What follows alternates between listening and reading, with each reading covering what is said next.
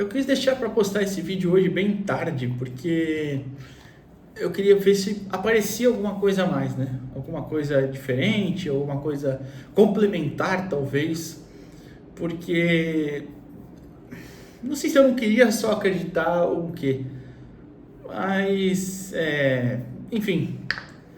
Hoje à tarde, o De Olho no Peixe, né, por volta ali de, deixa eu ver a hora exatamente, que eu tô com o tweet aberto aqui, postou no exatamente meio-dia e 26.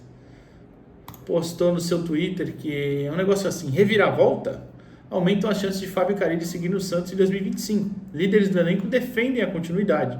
Renovação de Carille é um facilitador para a não aposentadoria do zagueiro Gil.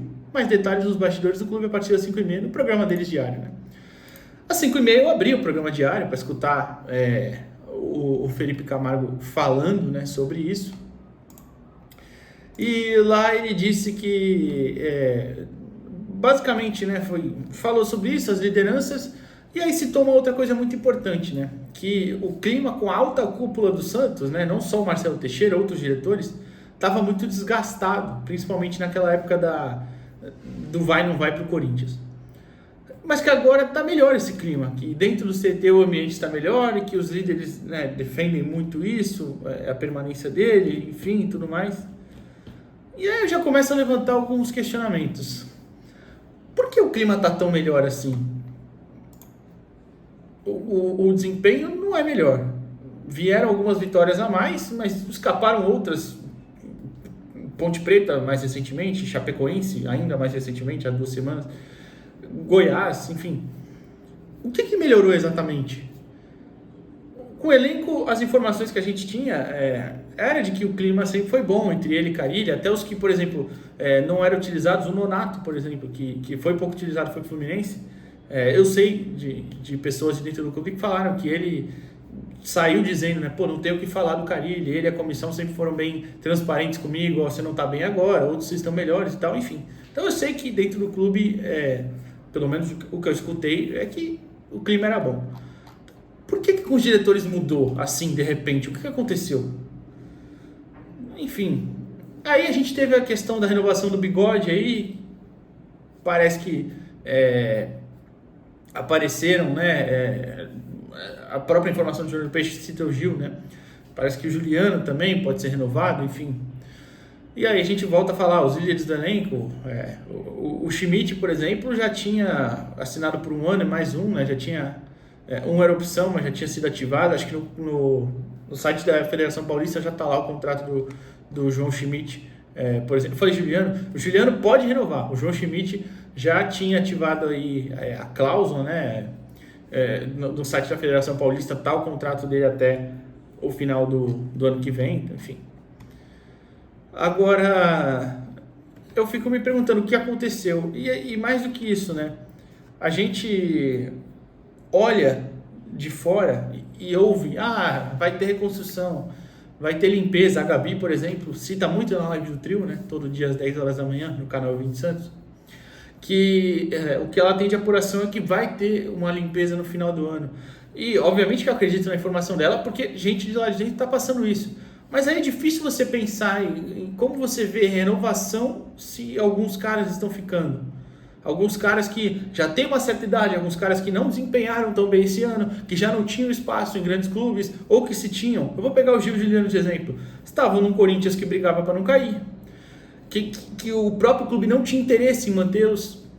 Como é que vai renovar o que exatamente? E aí eu já começo a me preocupar, né? Me preocupar com o ano que vem mais ainda, porque eu já falei, o ano que vem já tinha que ter sido trabalhado durante todo esse ano, peça por peça, agora já tinha que estar encaminhado o acesso, encaminhado não, que encaminhado está, né? Já tinha que estar garantido o acesso para a gente já estar planejando o ano que vem. Então assim, me preocupa a gente subir, bater e voltar, ou subir e passar sufoco só, e não ter um planejamento de repente a médio prazo, pelo menos, não estou pedindo nem a longo prazo, a médio prazo só, de se imaginar num 2026 em uma competição internacional de novo. E aí eu posso pegar também outro exemplo, Cruzeiro, que subiu ano passado, fez um ano mais ou menos, né, até que foi avançando onde deu em Copa do Brasil e tudo mais, e hoje está numa final do Sul-Americana, 2 anos depois de voltar à primeira divisão, né? Venceu o Lanús, tinha empatado o primeiro jogo, agora está na final do Sul-Americana. tem como imaginar o Santos assim? É claro que o Cruzeiro é SAF, enfim, tem outra questão, mas é um time hoje que você olha, tem jogador que até pouco tempo estava na Europa, que se não estava em grandes centros, estava em bons campeonatos. Tem o seu medalhão outro ali, o próprio goleiro, por exemplo, o Cássio, mas enfim, utiliza, por exemplo, de treinadores que têm ideias, né, inovadoras, pelo menos ideias de trabalharem muito com base, de trabalharem buscando jogar, enfim. E aí eu só tenho a suspirar, né, porque eu vejo isso cada vez mais distante do Santos, principalmente quando a gente vê o tipo de notícia de mudança que parece que não vai ter, né.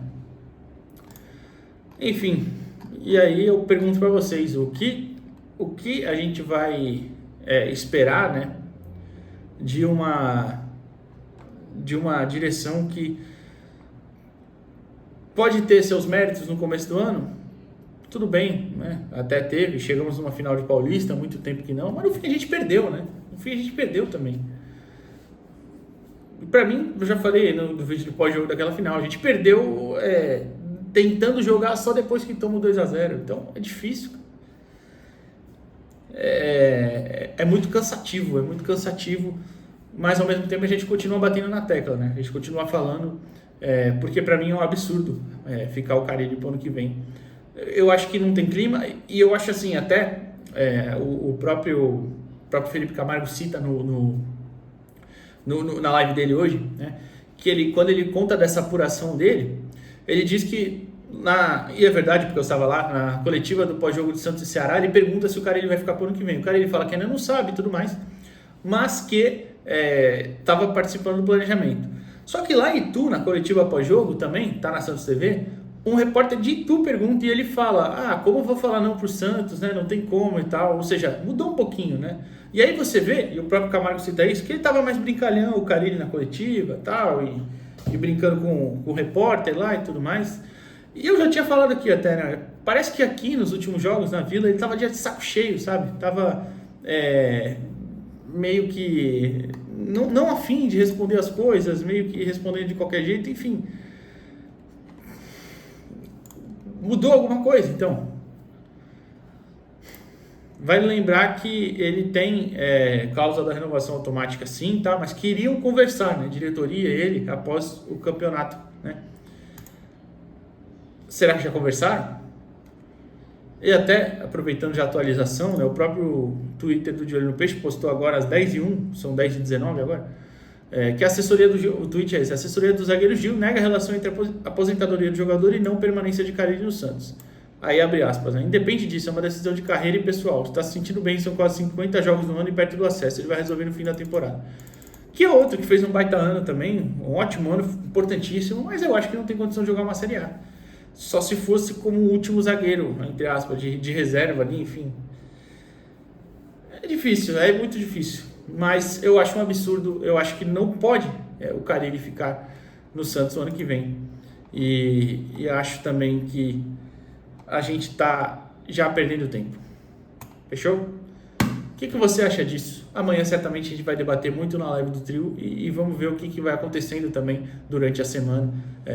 Tem jogo no sábado, claro, mas até lá, o Santos é sempre uma caixinha de emoções. E até uma coisa para finalizar, até antes.